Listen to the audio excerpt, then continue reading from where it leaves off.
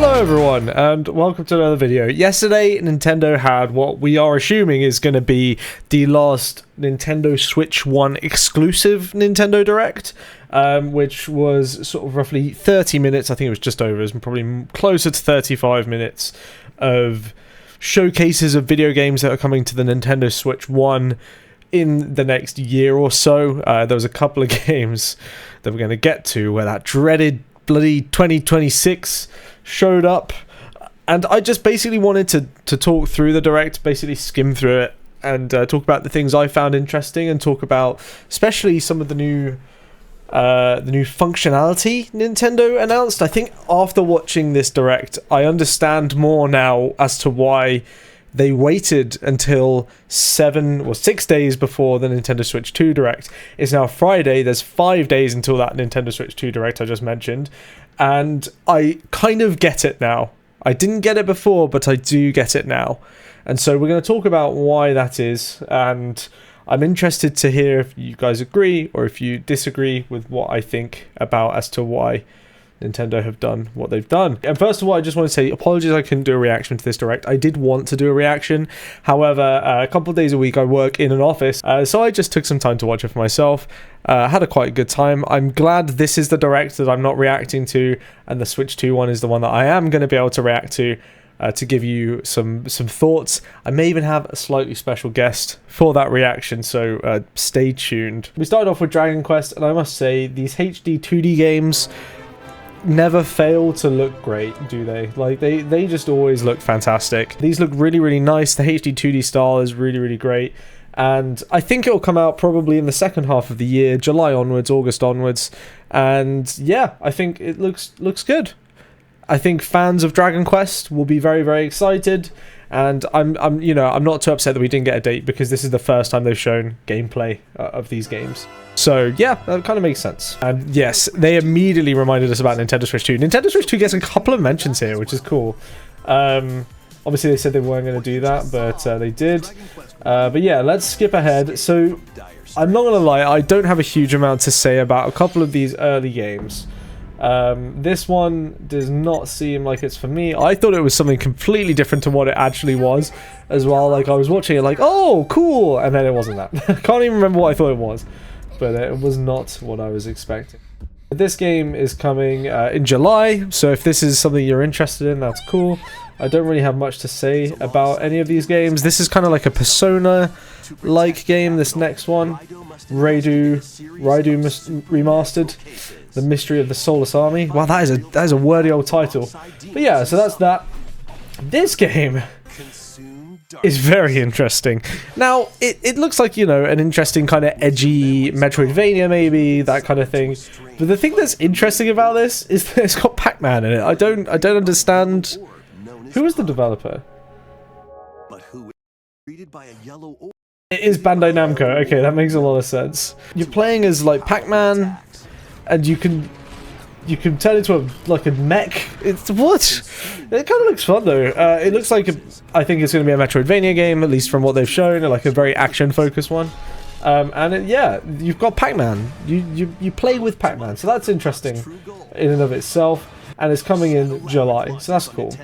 And then the next thing was something that I didn't even really think of. I don't know this franchise, but Patapon is a PlayStation game that's being remastered. I'm going to assume this is going to be a multi-platform release, so it's not just coming to Switch, it's going to come to other platforms as well. But it's pretty exciting for folks who are fans of this. I think it was on the PSP originally, so that's quite cool. And it's sort of like a rhythm-based game. We're getting a lot of rhythm-based games in this Direct. It's definitely a theme. So yeah. Then we kind of got into some cozy games. This Patapon game comes out in July, so that's cool. That's pretty soon. In a couple months. I'll probably check that out as well. That looks quite neat. And then we've got Story of Seasons, which I have played one of them on the 3DS. I can't remember which one. I think it was just Story of Seasons, actually. It must just be the original. And yeah, it's sort of like a very fun Harvest Moon-esque game, Stardew Valley-esque game. I believe it's actually created by some of the original creators of Harvest Moon, which kind of moved on in terms of development teams, whereas Story of Seasons is then the spiritual successor that we tend to see these days where original developers go ahead and form indie companies and build their own versions of the games they originally made, which is very cool. So, you know, if you've played Stardew Valley, if you've played the older Harvest Moon games, you kind of got an idea of what you're going to get with this. But another Story of Seasons game is good. I'm really glad this franchise is working out. Very happy for that development team. And when does this come out? The farm begins when Story of Seasons Grand Bazaar. August. That's quite far away, but yeah, that's fair. And then we come into one of the big showings. Now, I don't mean to brag, but I knew straight away what this bad boy was. I knew that this was Metroid Prime 4 Beyond. I think this shot, it reminded me of a shot from the trailer that we originally got with the Nintendo Direct last year. And I must say, this game is looking rather cracking. The sheer level of fidelity that they're able to chug out of like a tablet from 2015 is beyond impressive to me. So I'm very impressed in what Retro Studios has managed to achieve here. I think the gameplay looks great. It seems to be very faithful to the Metroid Prime series from what I've seen. I haven't actually played them yet, but I know a fair bit about them. And I'm going to be doing a play diary of the first Metroid Prime game on the Switch, remastered. So I'm looking forward to doing that. But yeah, this looks good. This looks good. And, you know... So here's the thing. You've all watched this. We don't need to watch it all the way through. But here's the thing. So here is my main theory as to why this game is being shown today and why this Nintendo Direct is so close. Now, if you've been following my videos, I've been going back and forth as to whether or not Nintendo Switch 2 is going to have its own version of Metroid Prime 4. I think that it is again. I've flip-flopped on this a lot. I apologize for that. But I do now believe that Metroid Prime 4 is going to have a Nintendo Switch 2 edition. And the reason I think this is because, one, we did not get a release date for Metroid Prime 4. And I'm like, why wouldn't we get a release date at this point? We've seen it before. This is a bigger blowout. This is a 3-minute trailer. It's a pretty hefty trailer. And it still leaves quite a lot to the imagination, but it's a hefty trailer. So I'm like, why wouldn't we get like at least a little idea, you know? A month, maybe? And I think it's because it's coming to Switch 2 on day one. It's a day one title for Switch 2. I flip-flopped back and forth on this. It was my original prediction. I was so freaking sure that it was coming to Switch 2 on day one. And, you know, because it is that core game that's going to get hardcore gamers excited to buy the new hardware. And that's what I was envisioning for this. Okay, so yeah, I think it's coming to Switch 2 on day one, and that's going to be the release date, because this game looks very polished at this point. Everything seems to be ready from what they've shown. It could be further off, but, you know, they've been working on this a long time. So I'm expecting this to be very much near completion or completed already, and just being saved for Switch 2. So the reason why I think they've shown it to us on this Direct is because they're going to show it to us again on Wednesday next week for the Switch 2 Direct, and it's going to look better. And so they want it to be fresh in our minds, so that when we watch the Switch 2 Direct, we're like, holy crap, this looks so much better than Switch 1. And they want to kind of sell the hardware upgrade without kind of going into the nitty-gritty details. They can just be like, look how much better Metroid looks. So I think that's kind of what the play is here, is we're showing it now, and then we're going to show it next week as well. You will just see the difference.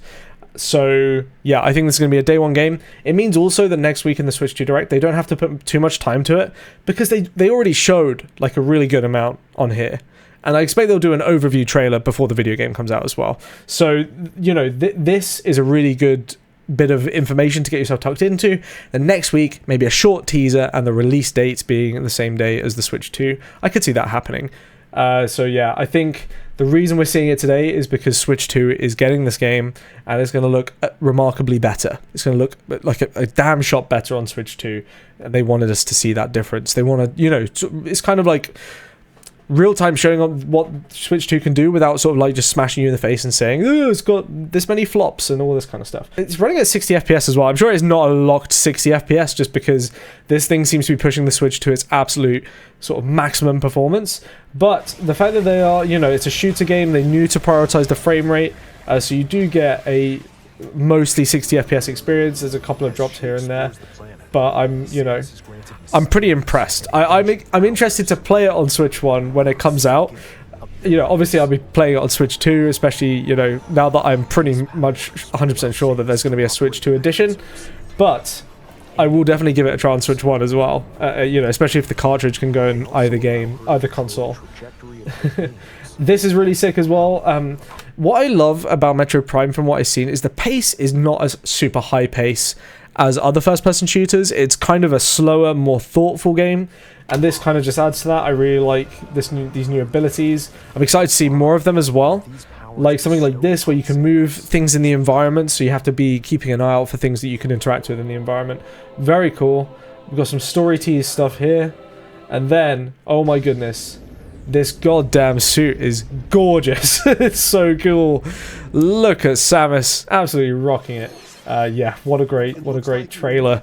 I am super excited for Metroid Prime 4, and it's coming out soon, if I'm right. So yeah, I think that's one of the key reasons we got a direct yesterday. So here we go. We got Disney. I don't care. I'm sorry. We got a cozy game here, and I can't remember who the publisher was. Chucklefish, and I think they published Stardew Valley as well. They're obviously not the developer, but they are the publisher. I think. I could be wrong, so if I'm wrong, chastise me in the comments. But this looks very cute. It's kind of a witch game, but I've got not much to say really about that. One game I did want to highlight is the next one. When's that Witchbrook game coming out? Holiday. Okay, so it's still quite a ways out. But Chucklefish games, they tend to have pretty good developers. So yeah. This game, this looks sick. The art style of this game is giving Cuphead energy, and yeah, I really like how this platforming game looks, so I will definitely be giving this a try when it comes out. You can upgrade your cane. It's kind of like if Cuphead and Braid, you know what I mean? Like Cuphead and Braid mixed together. But yeah, I just wanted to quickly highlight this game because I think it looks really good. So, Holiday, there you go. Then we got some arcade collections, which is cool. Rift of the Necrodancer finally gets a release date, and Celeste DLC, which I'm very excited about. And that's, oh yeah, and it's out now. Shit, I need to download it. I forgot. Yeah, that was a shadow drop. But yeah, the Celeste music and Pizza Tower music as well, which is cool. So that's cool. There's a Tamagotchi game. I'm good, to be fair. That's coming in June. And then, okay, and then we went to Pokemon. Now, I haven't really shared my thoughts on Pokemon on this channel. I don't love it. Pokemon is not my favorite game franchise. I don't like the core Pokemon gameplay personally. I find it very boring. However, I did really like Pokemon Legends Arceus. I really enjoyed it as a video game. Visually, I thought it left a lot to be desired. However, the cel-shaded art style, it kind of squeaked it over the line of acceptability for me. Pokemon Legends ZA, the gameplay has me interested. I see it and I'm like, yes, I could see myself enjoying this game, especially with the new battle system being way more action focused and way more dynamic. That is very exciting to me as someone who doesn't really enjoy the very slow turn-based battling of Pokemon. You know, I've tried it multiple times. I tried Let's Go, Alpha Sapphire, I think I tried as well. And what else did I try? Did I try another one? And obviously I played Arceus. I feel like I played... Oh, and Brilliant Diamond. What a fantastic video game. Sarcasm. But, yeah, the battling system in this one makes me curious, because I think it looks more up my alley in terms of battles. However, the game looks bad. I originally thought it looked okay. However, upon reflection, and after watching Beat 'em Up's new video about this, I realized how poor the visual style in this game is. It's really bad. They've done a terrible job. And I hate to shit on Pokemon all the time, but like Pokemon really needs to step up their game in terms of visuals. This is the biggest media franchise in the world, and the games look like GameCube games or 3DS games. And it's like, dude, the 3DS generation ended in like 2017, and we're still here. Like, we're still here with these games that just look awful. Nintendo is most likely about to fully reveal their first ever 4K console next week, and Pokemon is still here looking like this. And it's not to do with the Switch. You know, the Switch can run games like Breath of the Wild and Tears of the Kingdom, and they look fantastic. I'd love to see them in 60 FPS with a higher resolution, of course, but the games themselves have such a unique visual style that it carries it. It looks fantastic, and they're so unique looking, and they're great. And the attention to detail with everything, while, you know, it may not be the highest resolution in the world in terms of textures and stuff like that and quality, it makes up for it because it has such a unique and robust visual style. This does not. This looks like shit. I mean, just in this screenshot alone, if you look at these windows, they're all flat textures, but they've got like, they're supposed to have like balconies, but the balconies are a flat texture just applied to the wall. What is that about? That's like some PS1 era shit, man. I just get so, like, yeah, look at these. Like, it's actually bad. Hang on. I'll find this, like, a good screenshot. By choosing one of 3 partners. Right, okay, there they are. Look, those are flat. These are all flat textures. There's no depth to those. This is not the biggest the biggest media franchise in the world should not be cutting corners like this when making their video game. Like, I'm sorry. It's just silly. In a world where Tears of the Kingdom runs perfectly fine on Switch, somehow. Like, it doesn't run perfectly fine, but, you know, it runs well. For what it is. This is not acceptable in my opinion, because this game, I can tell you right now, does not have the scope or ambition of Tears of the Kingdom. So I'm pretty disappointed. I think Game Freak really needs to work on their development pipeline. If it's maybe that they're not getting long enough to make these games, but they've taken quite a while on this one, or if just, I don't know, maybe their development teams just don't know how to work with newer HD hardware properly, other than just making things like higher quality models. Like, the Pokemon all look great. I don't have an issue with the Pokemon. It's everything else that looks kind of... I mean, these textures and stuff. Like, the grass looks fine, I guess. But, like, look how crusty this looks. Look at these windows. Like, what is going on? This flat, like, oh. Yeah, it's bad, man. There's no reflections either. It's all just texture. There's no reflections whatsoever. These are all just textured. And like I say, Beat 'em Up's video went through it, but like, it's all just copy-paste textures. The map looks cool. And like I say, the gameplay excites me in this one. I'm interested to try it, but like, goddamn, why? Just try and make a game that looks like it's for a modern video game system. Like, the wild areas look a little bit better, I will say. Like, the water looks okay, but yeah, I don't know. I'm getting very hung up on Pokemon. Yeah, and it was crazy. So I've wondered why it's going to be called ZA this whole time, and it's because of this new system where you rank in the sort of like the nighttime mode. When you're doing battles, you rank from letters Z to A, so you know, there's a whole ranking system in the game, and I guess that's why it's called Pokemon Legends ZA. You rank up, and that's part of the core story, is this sort of like night scene battling system that they've got, which is kind of cool. So, you know, look, I'm being fair, okay? It's cool. But yeah. So those are my thoughts on Pokemon Legends ZA. I think the game has potential in terms of gameplay to be the Pokemon game that resonates with me the most. But visually, like, all this just, like, look at this! Dude. Yeah, shame. But there we go. Still coming late 2025, so I think that's pretty much like the Switch 1 holiday game. That's what they're going to kind of position it as, which is fair enough. You know, Pokemon sells like crazy.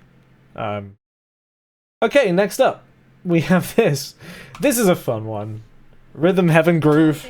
It's not something I've played in the past, but I'm sold on this after this trailer. I'm pretty excited to check out Rhythm Heaven. Don't really have much else to say to it. It looks fun. It kind of has like a WarioWare kind of energy to it. And yeah, it looks good.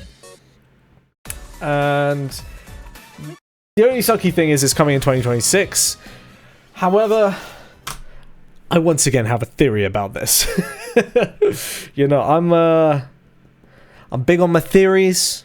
I got big theories, loads of theories, concepts of theories, but essentially my theory with this is that the reason, other than Metroid Prime 4 and Pokemon Legends Z2A, I guess it is now, we don't have any dated Nintendo Switch games for 2025 that are first party. And the reason for that is all of the first party games for 2025, aside from Metroid Prime 4 and Pokemon ZA, are Nintendo Switch 2 exclusive games, or Nintendo Switch 2 and Nintendo Switch 1 games that we don't know about yet, that we're going to find out about on Wednesday. But I would hazard a guess that the majority of Nintendo's big first-party releases this year are going to be focused around Switch 2, and that totally makes sense. But equally, Switch 1 still has these big tentpole releases that are coming that will keep people who are sticking with their Switch 1 happy. And so next year, 2026, is when we'll start seeing these sort of more Switch 1 focused games again. You know, there's a handful. They're very niche. Like, this is what I predicted. We're going to be having niche games that are Switch 1 focused, because we've got the heavy hitters already, and the new heavy hitters are going to be focused on Switch 2, because they're going to be driving sales to their new platform. But, you know, for the fans, they're doing these fun games. So yeah, Rhythm Heaven Groove looks great. Here's the interesting thing. Game cards. Here's the second reason I think we had this today, is so that this news is fresh on people's mind when they're thinking about buying a Switch 2. So basically, Nintendo has created this new system that allows you to essentially convert your digital games into game cards. It's just a license, but you know, it's an explain like I'm 5 kind of situation, and you can essentially have 2 systems, and you can share your online game, you can share your digital games between the 2. Now, the benefit of this versus what we had before is that before, if you have a second Switch, so I have a couple of other Switches, because I'm a lunatic, and if you want to play on a secondary Switch, it has to be always online if you're playing your digital games, because it has to verify that you're not already online on your other Switch playing that game. So the secondary Switch was always online. This allows your secondary Switch to not have to be always online, because you put in the game card on that system, and unless you transfer it over to your main Switch or whatever, switch it back and forth. I feel like I'm explaining this bad, but yeah, essentially it means that you can manage your library between your Switches if you have multiple Switches in your house, which most people don't. But I think Nintendo thinks that they are going to when the Nintendo Switch 2 comes out. This is kind of Nintendo encouraging you not to get rid of your Switch 1 once you get your Switch 2. The idea being that actually, if you've got digital games on one, you can now swap them over to the Switch 2 and play them there without having to go offline or whatever. Or if you want to keep your Switch 1, or maybe, you know, have it as like a just a family console or something, you can transfer games over to it, and it doesn't have to be always online. It's quite a nice system, actually. I think this is good. I've seen a lot of varied opinions on this online, but I think it's good. And yeah, I think I explained it terribly, but the idea is essentially you can take a game from one Switch, put it on the other, and then play it without having to be online. The only time you have to be online is for swapping it over, and then you can play it offline. I think this makes the most sense, because it removes that secondary Switch thing. It means both of your Switches have the same status within your Nintendo Switch family of systems.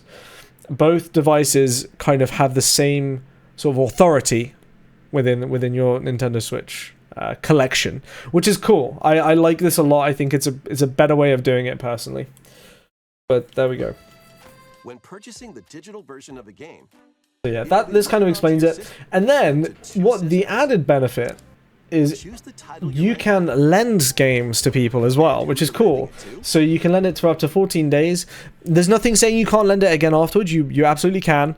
It's just after 14 days, you know, someone could ghost you, and you want your digital license back, so it brings it back to you. You can lend it again. It's not a problem.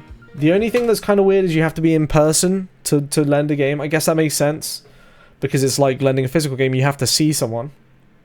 But it's quite a cool system, especially if you've got kids, or you know, you've got lots of friends. You've got a big game collection. Someone wants to try something out. Really great way to encourage that kind of thing. So yeah, I'm a big fan of this. The idea of being able to lend games, like, you know, I have a nephew. I could potentially lend him games as things he wants to try. It's pretty cool. It's pretty cool. So those are my thoughts. They wanted this to be fresh in people's mind when the Switch 2 comes out, so they're like, okay, that's cool. I can still move over my digital games, and both systems can exist, you know, harmoniously. So that's quite a cool thing, and I think they're just anticipating that some people will be now having multiple Switch systems where they didn't before, and they don't want people to worry about having to get rid of one or whatever. It also adds a lot of value to that Nintendo Switch Family Pack for Nintendo Switch Online. You know, you can now lend games to each other. It makes a lot of sense. This is another Sony series. Once again, not one I've played, I'm just aware of it. But Everybody's Golf Hot Shots is also coming to Nintendo Switch. So yeah, that's kind of cool. It looks alright. It's not my kind of thing. I think it looks a bit crusty, but you know. There are a lot of fans of this series, so you know, happy for them that they're getting a new game in their franchise. This is cool. I mean, it's not, once again, these games, the thing with a Nintendo Direct is there are so many games that it's like, even if the games are not for me, I'm pretty happy for people who are going to enjoy it. This is one of those as well. Marvel Cosmic Invasion, Marvel beat-em-up game using all the characters, and, you know, seems like a very good development team. I can't remember what they're called. Let's see. I can't find it. Oh, Emu. Yeah, that looks great. Looks really, really cool. So yeah, this looks really neat. I don't know if I'll pick it up. This might be one of those games where it's like if there's a physical version, I might pick it up because it looks so cool. And just be a fun game to own, you know. But there we go. Oh, virus and threat protection. So yeah, that's coming out, I think, towards the end of this year. Yeah, this holiday. So that's a really fun holiday game that's coming out. Very interested in that one. And then, this is one that also, once again, we're talking these niche video games. Tomodachi Life finally returns after its 10-year hiatus, apparently. Look at my cat just chilling up there. Where are you? There she is. Being cute. How refreshing. But this looks fun. I will definitely be picking this up in freaking 2026 when it comes out. But it does look good. This gag is genuinely hilarious. Like, this is pretty funny. You wanna talk? Yeah, hilarious. Interestingly, on the UK version of this Direct, that character says something different. Only a dream. Which is interesting. But yeah, so that looks good. And once again, I think they're keeping this into 2026 because there's big games coming in 2025 that we don't know about yet. Some of them may come to Switch 1. It may happen, but we will find out about them on Wednesday. And this is why, you know, we're looking ahead. We're probably looking at like February, March kind of games for these. And then here we go. Here's the last thing. Nintendo Today. Miyamoto came out. And immediately I'm like, Mario movie 2 or Zelda movie? No, it's not that. He starts talking about Nintendo Direct. And I'm like, are we cancelling Nintendo Direct? Miyamoto? Luckily he said, no, don't worry. Miyamoto's Nintendo Directs will continue as we go into the future. Instead, he's launched this app. Now, information to you. I like this. I like this app. I downloaded it. I took a look at it. Today it's got some like things about NSO games which are coming online today, which is interesting and exciting. And this is the third reason why I think they wanted to do this Direct close to the Nintendo Switch 2, is to get people on this app and using it ahead of the presentation next week, but not to the point where it's already gotten old and died out, because the app will still be fresh in people's minds next week, and they're going to be uploading daily news and content about Nintendo Switch 2 after the presentation next week. So that is the other reason. I think they wanted to push this so people are using the app and engaging with it on a regular basis for the next month or so, because of the amount of Switch 2 content that's hopefully going to be added to this. That's what they're saying. You know, they need to put their money where their mouth is, but that's the vibe I'm getting from this. This app, I downloaded it. It's cool. The widgets on Android suck at the moment, but I hope they can improve those, because the size is weird. But I mean, cynically, if you look at this, I think the reason that it exists is because of Twitter, right? I refuse to call it the other thing, but because of all the the messed up shit that goes down on Twitter these days. I think Nintendo are trying to pull away from that and have their own system in place so that they can potentially drop Twitter in the future and drop other socials and just, you know, make this the place where Nintendo news happens. So when a direct gets announced, it's a ping on this rather than a Twitter drop, you know? I don't know if they will achieve this. I don't know if it will happen, but I think that is the underlying method. The underlying reason to the madness for this app. And I like it. It has lots of different themes. It has fun facts about video games. There's like a Pikmin comic on it yesterday, which is quite interesting. And so yeah, I'm interested to see how this goes. But I think there is a very clear reason why Nintendo's doing this. And it is so that they can kind of control the information. There's no chance of Nazi shit happening on this app. You gotta say it how it is. And so, yeah, I think that's why this exists. So yeah, it's pretty exciting actually. I downloaded it. It's cool. And you know, if they actually stick the landing and do what they said with the Nintendo Switch 2 information, I'm going to be using this app a lot for the next month or so. That's my thinking. So yeah, the 3 reasons we had this Nintendo Direct so close to next week is, one, so we have a direct comparison of Metroid Prime 4. It's fresh in people's minds today, and next week when they see it again, inevitably, they'll be like, oh shit, Switch 2 means business. Number 2, the new digital game card service is fresh in people's minds, so they know what to expect when they're pre-ordering their Switch 2. They're ready to know what's going to happen with their digital library. They can opt into this new service, share games with people, and also keep their old Switch if they want to. And then number 3, have Nintendo Today downloaded and ready to go so that they can, you know, get the latest updates directly from Nintendo rather than relying on third-party social media services like Twitter. So yeah, that's my thoughts. Okay, yeah, that's it. That's the Nintendo Direct. So yeah, we're going to be back in 5 days, gang. We're back in 5 days for the next Nintendo Direct. The Nintendo Switch 2 Nintendo Direct. Possibly the biggest Direct of all time. This has been fun. It's been fun going through this and sharing my thoughts. Overall, it was an okay Direct. There was nothing really massive beyond Metroid Prime 4, Rhythm Heaven, and Tomodachi Life, sorry. Those are smaller scale games, for sure. But there was not a huge amount else. Beyond that, there was some fun-looking games in here, but it was all fairly low-scale stuff. And without a doubt, they're saving the big stuff for Wednesday. So there we go. What did you think of the Nintendo Direct? Let me know down in the comments. If you could subscribe, that'd be pretty neat, but you don't have to do so. And are you excited for next Wednesday? Because I sure as shit am. Thank you all for watching. I'll see you in the next video. I hope that sounds good. Bye.